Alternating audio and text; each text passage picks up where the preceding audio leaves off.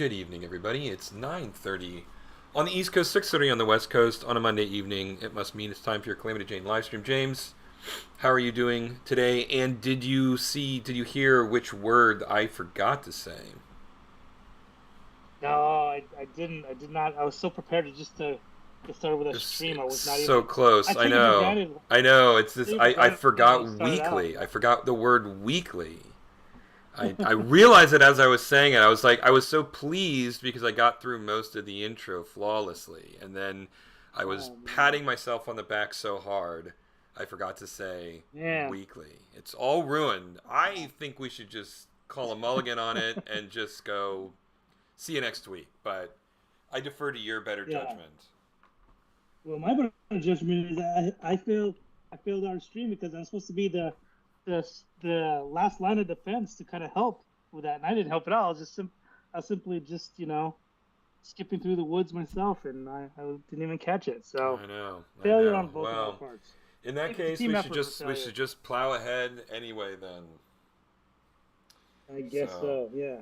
well, how are you doing on So this weird, at least in Georgia? I mean, I believe California's having some pretty extreme weather as well. But yeah, we're here down here in the southeast. We're getting a lot of really warm days followed by a lot of really cool days, and then back to warm. It's supposed hmm, to get down into the 20s tonight. And it was in like, what? yeah, it Really? was like in the 70s a week ago. And it's Man, we're just, like, geez, we're in mid-March, really. yeah, Jeez. yeah, it's pretty crazy. Goodness. And then it's supposed to get Yeah. warm again, and then rain, and this is just, it's been the tenor of winter this year down here. Hmm. Usually, like it does this kind of temperature fluctuation throughout December, and then come January it stays cold until March. But yeah, this winter has just never let up. It's just been all over the place. My sinuses hate me. Like, why Hmm. do you live in this horrible place? Out of Oh, revenge, I'm just going to be completely swollen all of the time. sorry to hear that. It's okay. It's okay. Weather here, weather in Southern California is pretty. I don't know.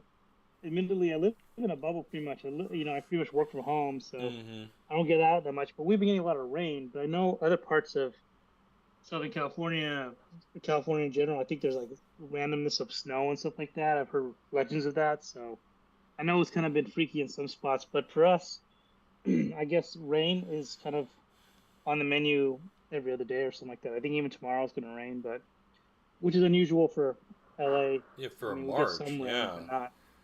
Yeah, usually the rainy season is So, like in November or thereabouts.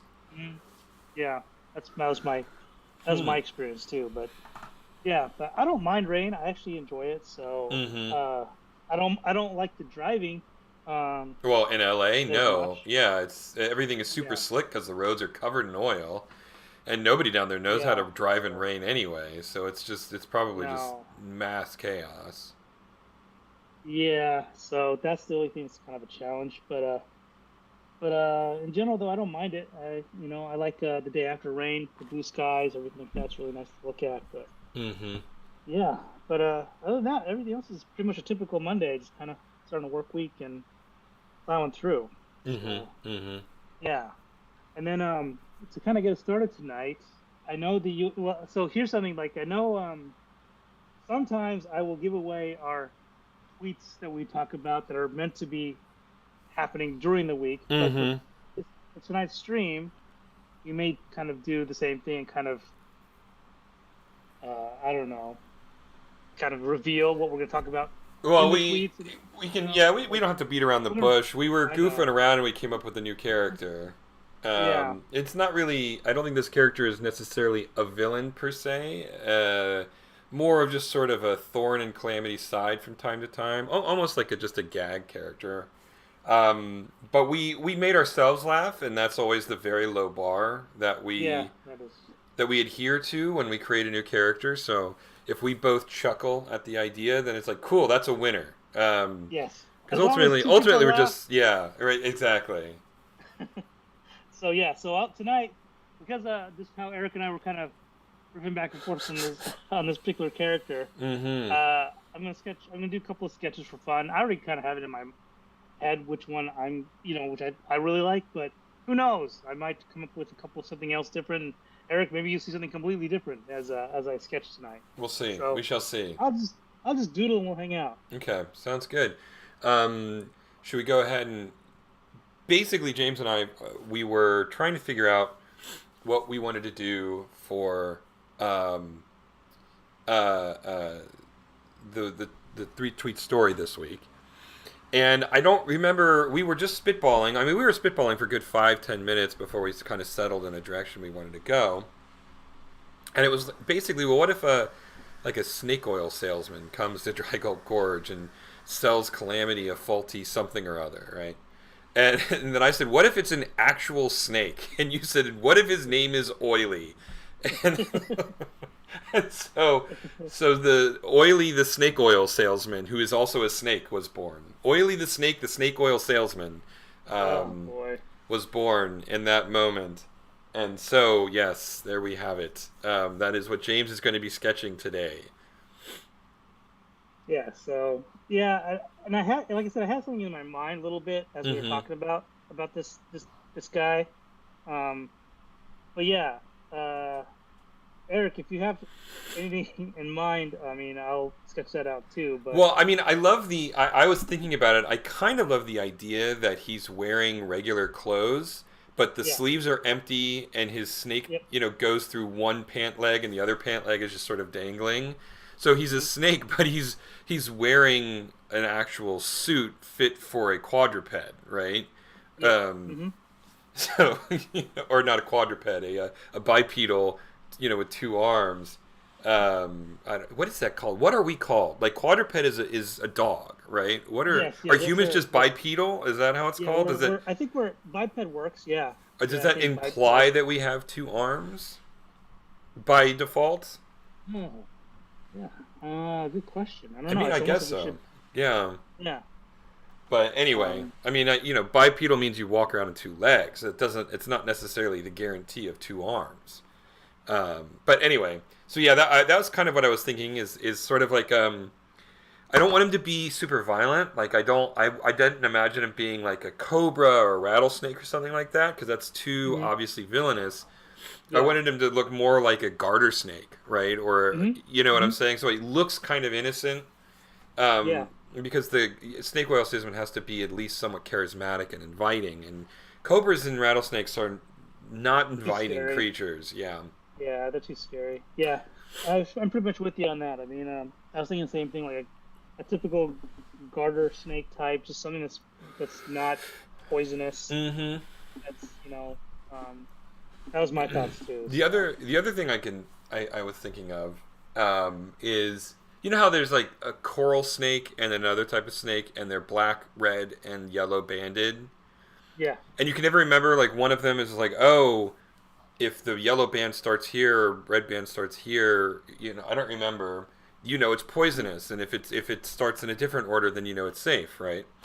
He mm-hmm. could be colored like the venomous version of that duo, right? But Mm-hmm. the audience wouldn't know unless they went and looked it up, right? So that's just another thought as well. Although I'll be honest, when I see a black, red, and yellow snake, whether they're harmless or not, I immediately go, "Oh, that's probably dangerous." So Yeah, yeah. maybe a garter I'm snake is the saying, way to go.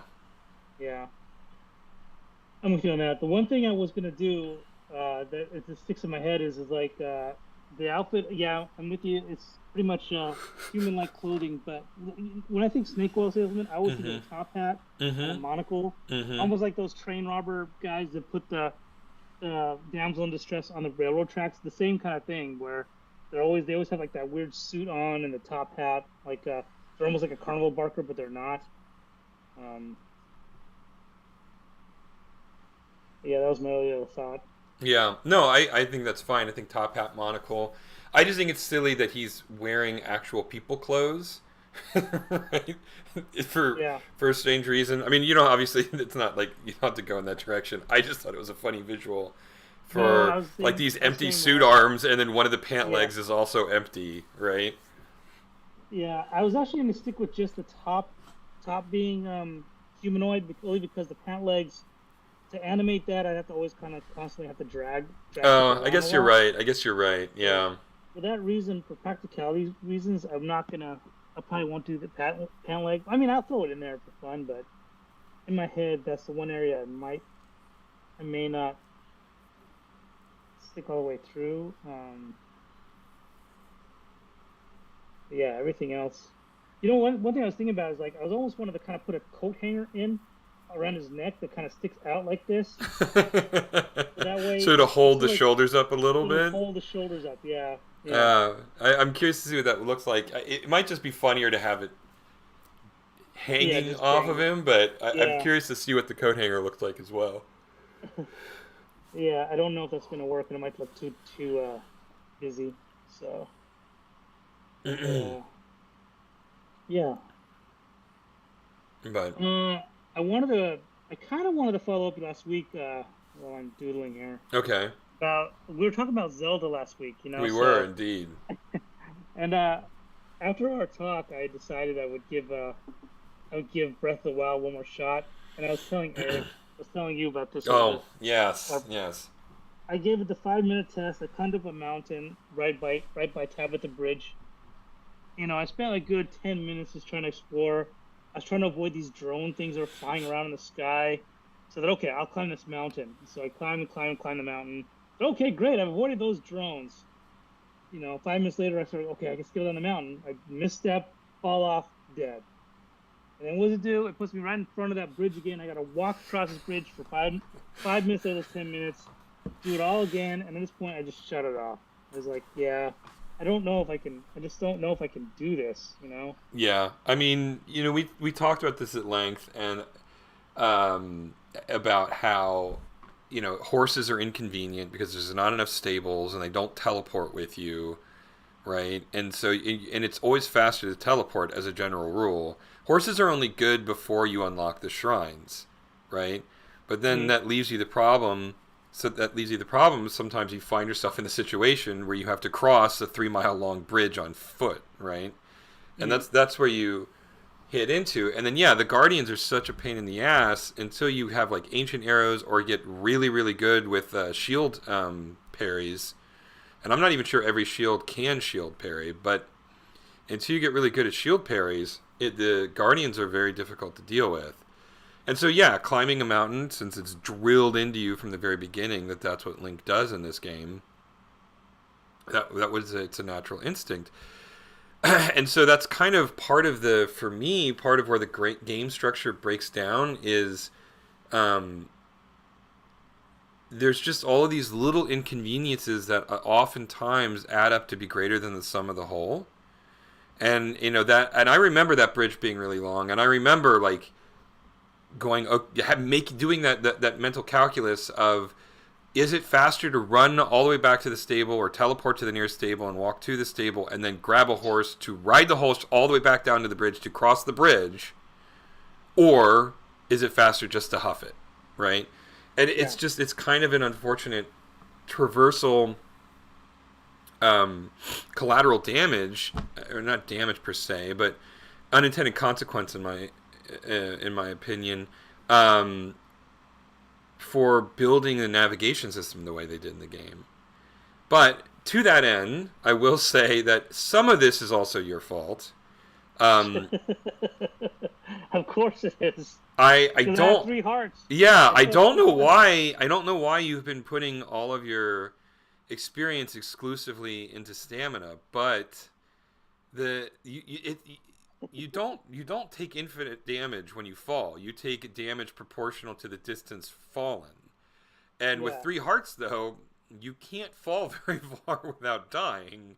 So, Yeah. I've noticed. I mean, like, I can fall 10 feet or I can yeah, fall 100 feet. Doesn't matter. All 3 of my hearts are zapped. yeah. So, Oh. after a certain point, I'm kind of like, yeah, I mean, I definitely am on board with you in terms of the failure of the movement mechanics in that game, but at the same time, you're the one who only has 3 hearts, and you've got an entire second row to your stamina circle, which means that you put a Uh, lot of experience into that. yeah. Now, okay. The reason why is because I got tired of traversal. I thought, okay, if I get more stamina, I can just run and sprint that much longer. But the payoff isn't there. Right. It doesn't give you enough So to. an exploit, um, and I don't. I'd have to look up the video again. But if you, oh man, I don't remember. But you can tap some button. I think it's the horse whistle. Actually, I think you can tap the horse whistle, and if you do it just right, you stutter step. Uh-huh. And the stutter step is as fast as a sprint, but it doesn't use stamina.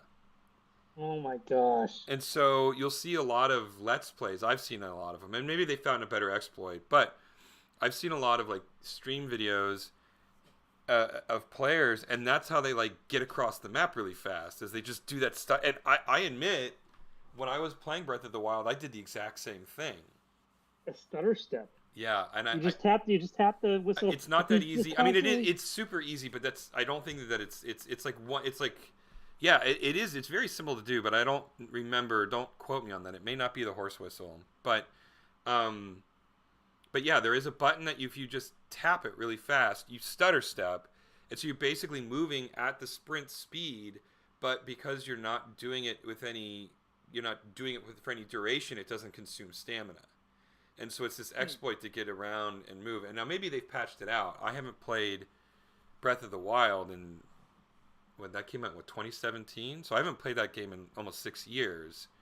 So maybe they patched it out in that interim, but Isn't that sad though? I mean, they have an exploit for you to just traverse the basic, yeah, most basic thing you could do in the game, and well, there's people that are trying to subvert it because of how much of a negative experience it is to do it. You know, right. like that's a fundamental to me. It's a fundamental flaw, design flaw for the game.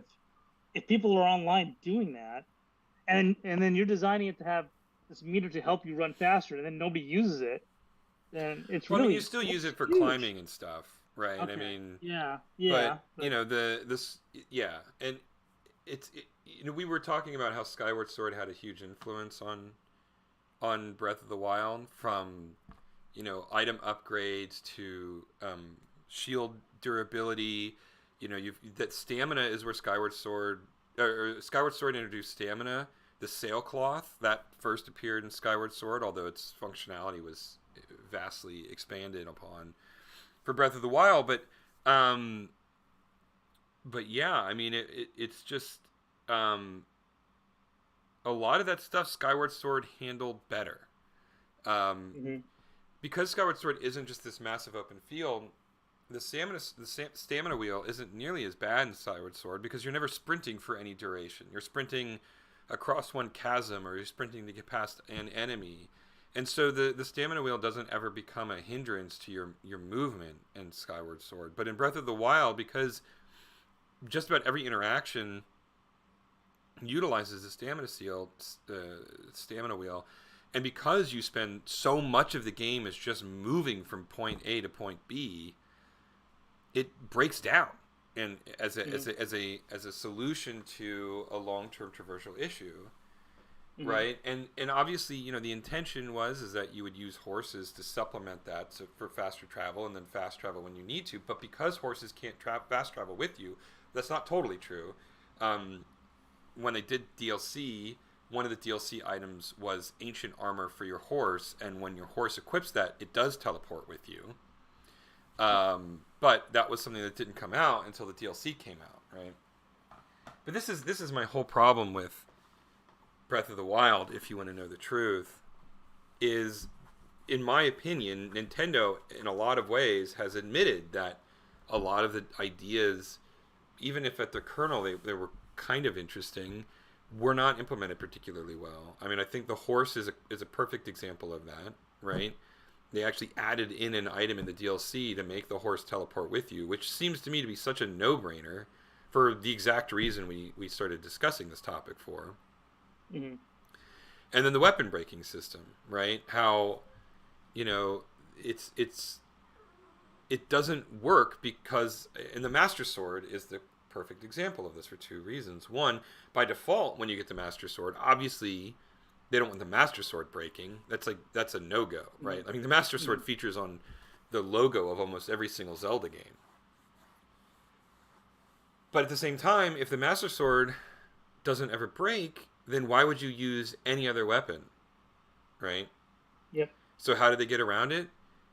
Well, the Master Sword has HP like any other weapon, but when you use up the HP, it just has to go into a cooldown mode for 10 real-time minutes, right? Which effectively nerfs it. It hamstrings the weapon entirely, so that the rest of the mechanics aren't broken in the game, right?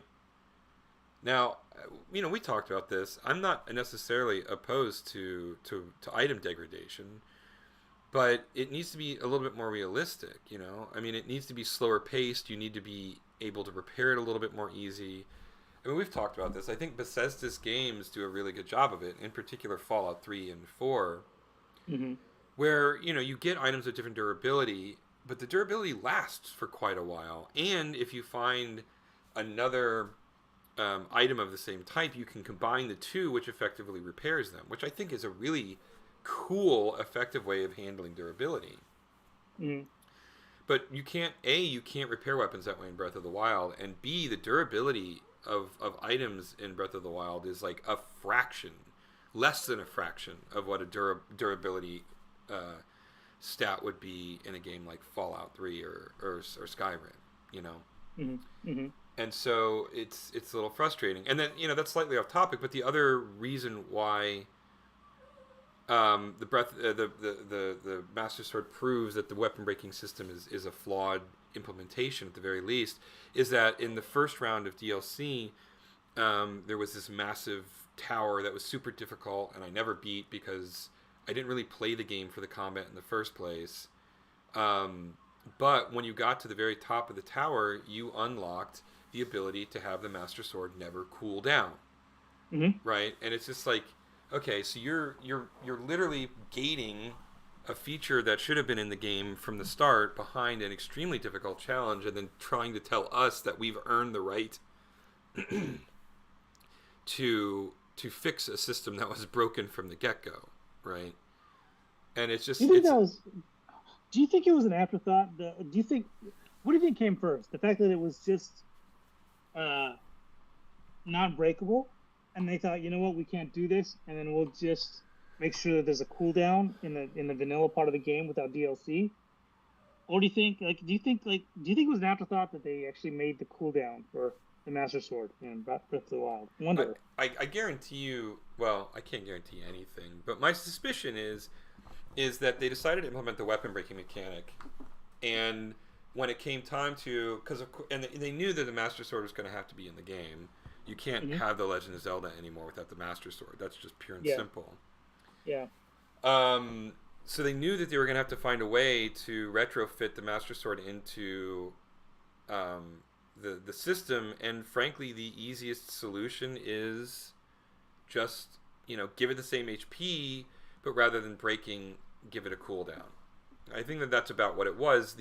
Their Master Sword had to be in the game because it's a legacy element of Zelda that they didn't want to lose, but it also Mm-hmm. didn't fit into the schema of the design, and so it just sort of became this, you know, it was sort of the kludged together piece. You've got two different design um, philosophies colliding into each other, and the result is the Master Sword. The Master Sword has to take a nap for 10 minutes every once in a while, right? Mm-hmm. So, um, it is what it is. I'm not.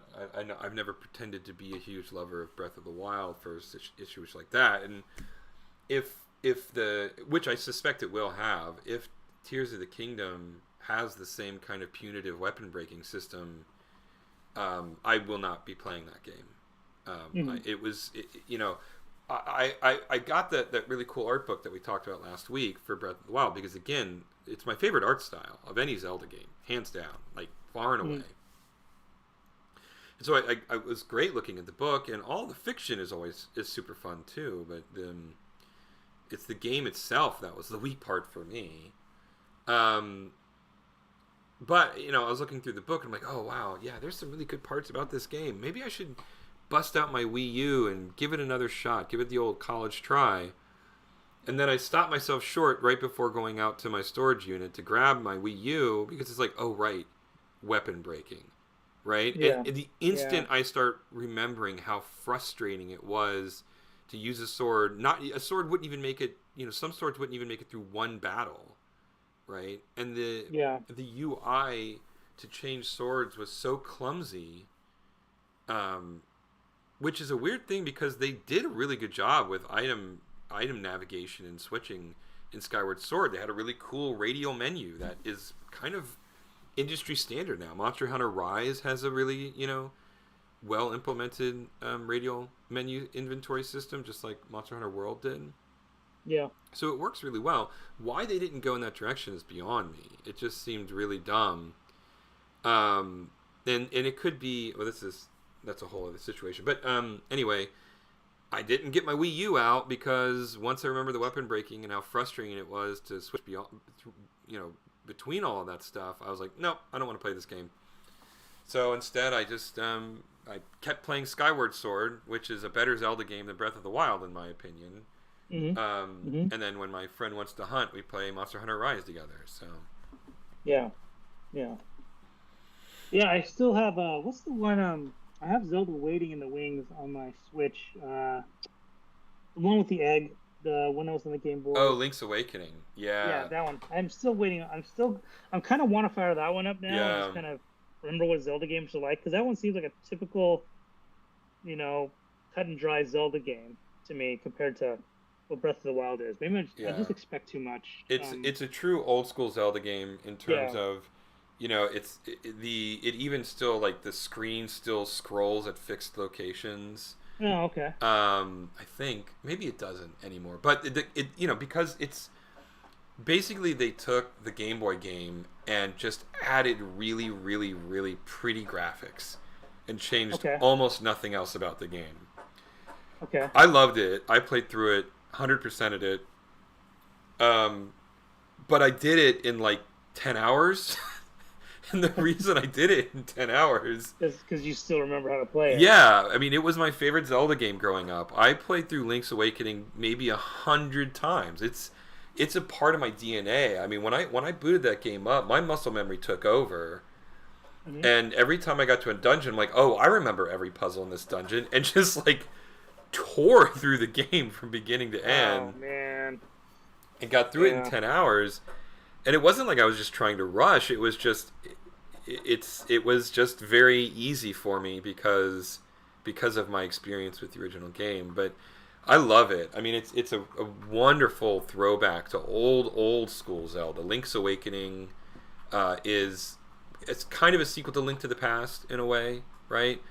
But it very, very much draws on Zelda 1, Link to the Past, and then obviously the game that I forgot about last week when we were talking about A Link Between Worlds, which is a direct sequel to. Yeah, we A were Link to talking the about. Past. I remember you brought up what about the Four Swords? There's a whole bunch of. Yeah, there's some side stuff that I don't really think about, even though some of it's very fun. Four Swords Adventures was on the GameCube, and the way you fully maximized that game was you had to have a GameCube with a game, 4 Game Boy Advances, and 4 GameCube to GBA link cables. Wow. If you had all 4 of those, Four Swords Adventures was one of my favorite co-op games of that entire generation. You basically were 4 links that solved it. There was no story for the most part. There was no overworld. There was just dungeons. It was like just dungeon after dungeon after dungeon. Mm-hmm. And there was no persistent items. You didn't unlock more items as you went. Every dungeon sort of littered items around the dungeon that would be relevant to the puzzles, and you would divvy them up between characters, and you'd solve the dungeons. And it was some of the most fun kind of 2D and 3D mix of graphics. And then you could go into houses, and when you'd go into houses, the gameplay would go onto your screen on your Game Boy Advance, right? And so you could be in the house while everybody else was still in the game world, and then you could come out and you'd solve puzzles. Like, different puzzles would work that way too, where you'd have to go into a different room and flip a switch on your Game Boy Advance while other people are doing other things over here. Really super clever, super fun. Really, really dug it. It's not really part of the mainline Zelda series, although it does show up in the Hyrule Historia timeline. Mm-hmm. And then I've forgotten to mention, which Four Swords Adventures and Hyrule Historia, the only two games other than Breath of the Wild that aren't in Hyrule Historia are A Link Between Worlds, which is a 3DS direct sequel to A Link to the Past. Even the game map is heavily inspired by the game map from A Link to the Past. It great visual art style. Really, really love the art style on that one. And then using that art style, they did a follow-up kind of called The Legend of Zelda Triforce Heroes, which is a spiritual successor to Four Sword Adventures, but you only have 3 characters because the visuals are a little bit closer in, and 4 players didn't really fit in on the screen as well. Mm-hmm. It never really found... It was online, but it never really found as much of a following. And I don't know that Four Swords Adventures really did either. Because you couldn't play it online, because most people online are jerks. Or they're really bad at video games, right? And so you'd either get people who were just bad at playing the game, or who were just trying to troll everybody else, right? Yeah. So it never really had much of an online presence. In the few instances where I actually did get to play with other people together, it was great. I mean, it was so much fun. It's such the multiplayer cooperative Zelda is a lot of fun, and I think both of those games prove it. It's just, unfortunately, they're very niche products. But yeah, so I think that those are the only things that I forgot to mention on last week's Very Zelda focused episode, which is what we're doing again this week. But there is one more Zelda that it rarely gets talked about in any. The crossbow target practice one. Oh, that's a good one too. No, there's that came with the Wii Zapper. Yeah, but there was one that came out. I think it was a weird time for Nintendo, and I think it came out on the 3DO or something like that. It was like some sort of weird side-scrolling ones that they licensed to the Philips CDI. Yes, that's what it was. Yeah, those. yeah. So there's those too. Like, where do those fit? Like, Nintendo does not consider those canons. Like, oh my god! As far as they're concerned, those products do not exist. Yes, sir. Zelda. I remember when they we got Zelda on the 3DO or the Philips. Like you're saying the Philips, like it was CD based or something, right? Mm-hmm. It was on a CD. I can't remember. But yeah, I do recall that they made this, and I think you could play as Zelda. I think you could run around as Zelda running around in that. But again, I never played them, but I do remember. One of them was Link. One of them was Zelda. Yes, you are correct. Oh, see. So did you play these or something? Or? I've never played them. I've only ever watched videos about them. Yeah, I've never even seen a CDI in the wild. Let alone seen those games. Yeah. There's always but those are to me Legends of Zelda because I don't know if you'll ever see those.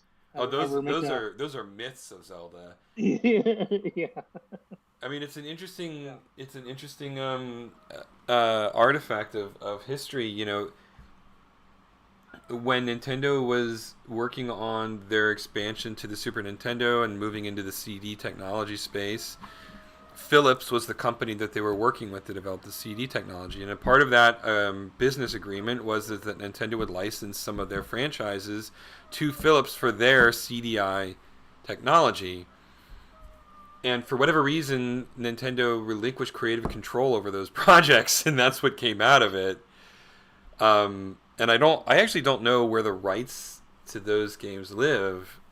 Honestly, I don't know if Nintendo owns the rights to them now, or what body owns the rights to those products once Philips went out of business. But yeah, those are pieces of work. There's no question about it. Yeah. Yeah. A lot of history. I went to trivia with some friends last Thursday, I think, and I realized I know a lot of shit, but so much of it is not what you get in mainstream trivia, right? Oh yeah, sure. You have a niche knowledge set that is not practical in any trivia game. Yeah. Now, there is a geek bar, several geek bars in this area, but the one that I know well, it's called Battle and Brew, and they do trivia there, and they do like hardcore geek trivia, right? Like, name this So what's one really esoteric Star Wars Empire admiral that appeared in oh one scene in jeez. Empire Strikes Oh Back, my blah blah blah blah blah. gosh. When would you have the time? I mean, I've never, but they will do video game categories at Battle and Brew, but that's the only place that I know of that'll do video games as a category for trivia. Wow. Because, and it's the ultimate truth that realistically, video games are still a niche entertainment medium, right? You can always count on there being television questions. You can always count on there being music and movie questions. You never see video game questions, at least not in all my time playing trivia down here in Georgia. Um, It'll change, I think, just over time. yeah, I it's just think going it to take a will. long time.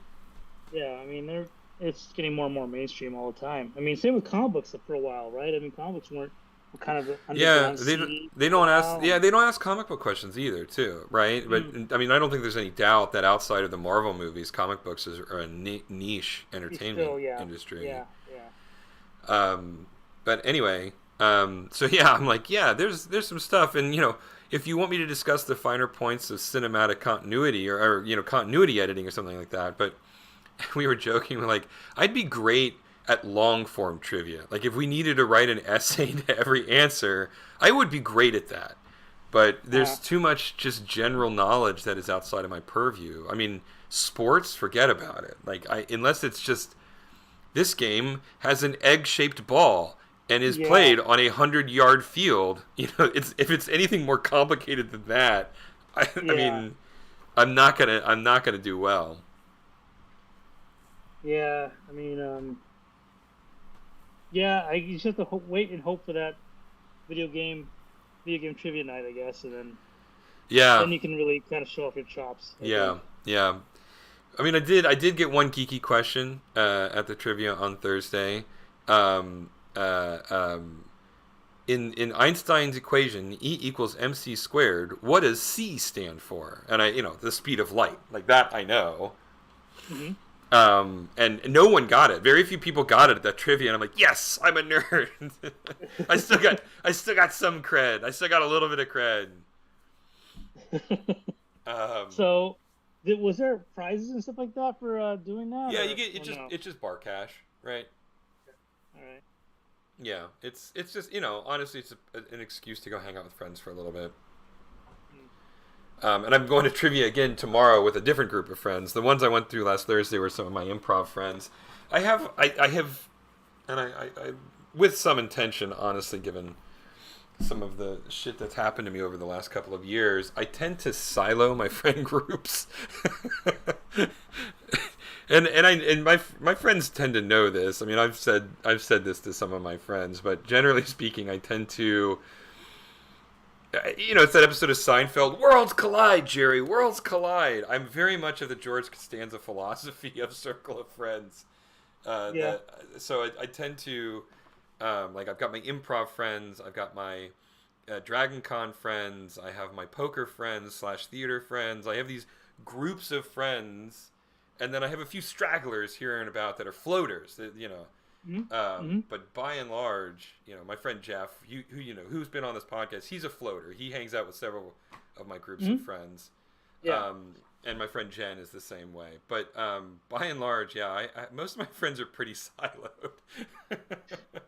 They've got their camps, and that's all there is to it. Yeah, yeah. I've got my LA friends, which you're in one of Yeah. those groups, and I've got my Yeah. Seattle friends, and so everybody Hmm. remains in their own perspective. Kind of. At the same time, it gives me a lot of things to do. Right? What group of friends doing this week? Yeah. That's true. Um, yeah, and also keeps things lively and different. I mean, Hmm. different, especially if they're different disciplines of stuff or hobbies. So, Well, we've been yeah. going for a good 40 minutes here. Why don't we take a look at the sketches that you've been working on since we've been jabbering away? Yeah, so here's three. I Mm-hmm. mean, I had some, let's just recap here. I Okay. mean, I did a couple of just really loose sketches here. Yeah. I actually, I mean, I was partial towards this guy. Mm-hmm. Had the most character to me, so I kind of ran with that. And then so we have a couple of different iterations here. Um, I don't know if I'm really happy with anything tonight. Well, Um, I can tell you the one that I like the least, and it's less mhm, about the head shape, and it's interesting. It's more about the hat. The one on the right, because of the mhm, slant of the hat, makes me think pilgrim. mm. I mean, we could. I mean, for fun, we could just. Yeah, Let me change the see. hat and see if that makes any difference. Yeah, if we were to do this, a tighter brim.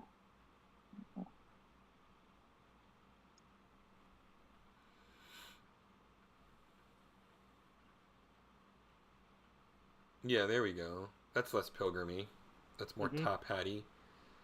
Yeah, Um, Even still, the one on the right, he seems sort of like just generic lizard guy. yeah, and also too friendly looking. There's Way something. too, yeah, This one feels a little more maniacal, a little bit more unsteady or yeah, unstable. yeah. So I kind of like this one. I agree. This one's kind of creep. It kind of has a creep factor a little bit, He's but I. honestly he looks more friendly to me than the one in the middle. Mm-hmm.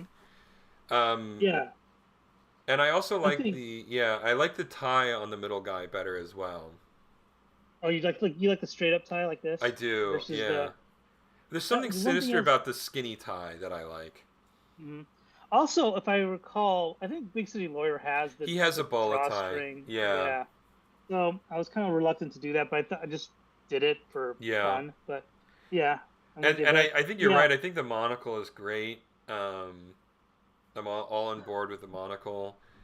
For me, of the three, and I'm not saying that that's the one we have to go with, but the one that is in the closest direction, uh, for this very amorphous character that we had literally no idea what he looked like at the beginning of this stream. yeah, In as much as there is a direction for the character at this point, the one in the middle, I think, it feels the best to me. So yeah, that's and my I'm 2 cents. yeah, and your 2 cents. I will add another 2 cents and say it's 4 cents. I'm with you. I like the middle one is the one that resonates with me the most too. So Mm-hmm. right now, I mean, we'll circle this one and call it good. I mean, good Okay. enough to Oily riff on. the snake oil salesman. Yeah. Oily the snake oil salesman. Do we call Yes. oily the snake oil salesman, oily the Well, snake oil salesman? that's what I'm saying. I don't think in the show we'd ever go call him a snake oil salesman because if he like Yeah, it's exposes the true. game, but he would Yeah, yeah, introduce yeah. himself as like, "I'm Oily the Oily the Snake. I salesman. have run my own shop. Would you like to see my wares? Guaranteed genuine. You know, never break, always work." Yeah. Yeah. And there could even be like a user clause that he has you sign before you Right, buy exactly. anything. Just a liability wager just to look at his wares. This is perfectly boilerplate. Don't worry about it, kid. Just sign the paperwork, then you can look at my Yeah, there amazing we go. We got the inventory. voice. We got the voice. And then of course his liability clause is always written up by Big City Lawyer, but Oh nobody yeah, knows yeah, that just yet. absolutely, absolutely. Like Yeah. we don't really go into detail, but all of the contracts and waiver forms, they're on Big City Lawyer letterhead, right? Like So claiming goes, yeah, you can wow, see the Cam. bond on this paper is really slick. Only the finest for my customers, only the finest. Pay no heed to the letterhead at the top. I got it on a discount. Yeah. So yeah, Oily good. the Snake's traveling wares has no personal or professional association with the Big City Lawyer. You can always Yeah. trust me, So folks. that'd be good. Yeah, I so think. Yeah. all right. All Well, I right. think that's pretty good. I think that we're in the right direction. I don't know that that's the final design, but in terms of your thumbnails for the evening, that definitely is the most successful in my mind.